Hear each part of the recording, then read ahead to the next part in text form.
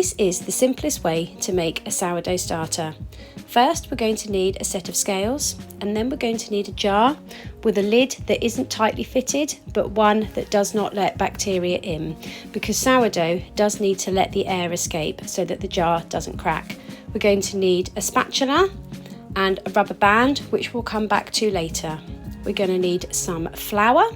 I use strong white bread flour, but you can use any flour of your choosing. And we're going to need some filtered water.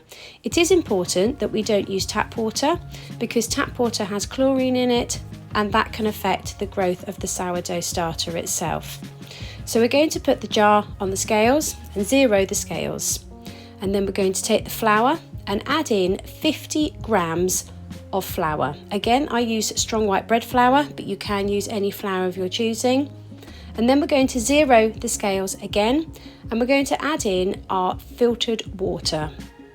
I use the filtered water from my fridge, but you can get it in many different ways. Then, using the spatula, we're going to mix it all up together. You're going to end up with a consistency that looks like a very thick batter.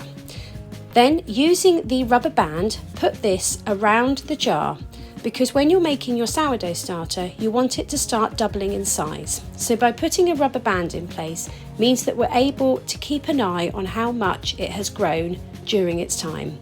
I use a seedling mat because it keeps it nice and warm. So I'm going to pop my starter onto here, and then we're going to come back and take a look at what the starter looks like when it's been made, and then we're going to be looking at how to feed it.